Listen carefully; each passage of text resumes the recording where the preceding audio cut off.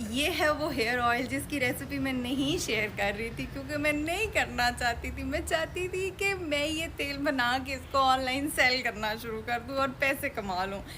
मैं बहुत ज़्यादा मैंने कोशिश की डेलीगेट करने की कि मैं किसी तरीके से ना शेयर करूँ, लेकिन बस मैंने, आप लोगों ने इतना मुझसे पूछा, फिर मैंने कहा मैं शेयर कर दूँ।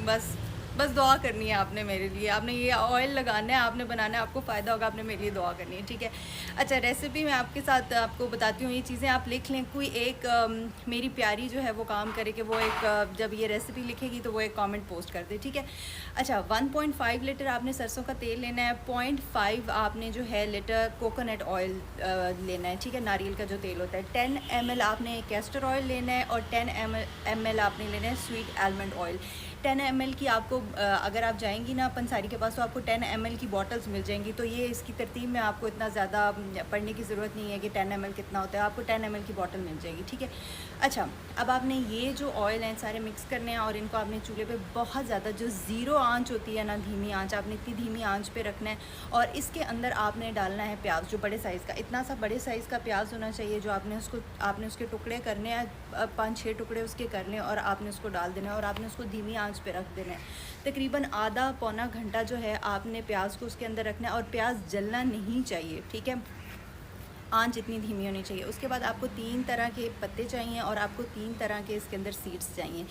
सीड्स हैं जी मेथी, आपकी अलसी और कलौंजी, ठीक है। आपने ये सारे, जो आपका बड़ा डोंगे वाला चम्मच होता है ना, आपने वो एक एक चम्मच ये सारे सीड्स का डालना है और आपने इसमें 3 पत्ते ऐड करने हैं। 2 बहुत ज़्यादा ज़रूरी है, वो है कड़ी पत्ता और रोज़मेरी। आप इसके अंदर नीम अगर ना भी ऐड करें तो खैर है, लेकिन फ़ायदेमंद होता है नीम, आपको डिफरेंट इन्फेक्शन वगैरह, हेयर के जो और प्रॉब्लम्स होते हैं, ग्रोथ पे ऐसा इसका मेरा नहीं ख्याल कि कोई बेनिफिट है, लेकिन आपके जो हेयर के प्रॉब्लम्स है वो सॉल्व करता है। तो अच्छी बात है अगर आप नीम ऐड कर लें। और आपने इसके अंदर 4-5 लौंग, अगेन लौंग भी जो है वो इसी तरह एंटी इन्फ्लेमेटरी वगैरह होती है, वो भी आप इसमें ऐड कर लें, ठीक है। अब आपने दोबारा ये सब चीज़ें जब आपने ऐड कर ली, अब आपने फिर धीमी आंच पे तकरीबन आप इसको जितनी देर पका सकते हैं, 3-4 घंटे आप इसको रखें और आप इसको पकने दें।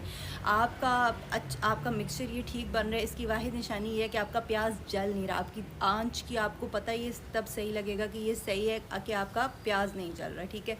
आपने इस मिक्सचर को रखना है, उसके बाद आपने इस मिक्सचर को कूल होने देना है और मैंने ऐड किया था, आप भी कर लें तो बेहतर है। वो ये है कि आपने इसके अंदर विटामिन ई के आपने 5-6 कैप्सूल्स डाल लेने हैं, ठीक है।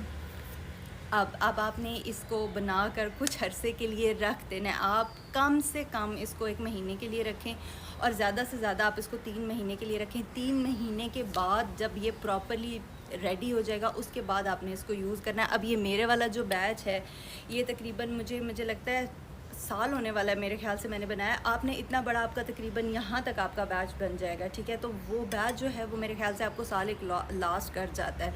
आपने वीक में एक दफ़ा ज़रूर कोशिश करनी है कि आपने ये ऑयल लगाना है। और मैं आपको अगेन मैं बताती हूँ, हेयर केयर की जब बात आती है ना, तो या स्किन केयर की, कंसिस्टेंसी इज़ एवरीथिंग।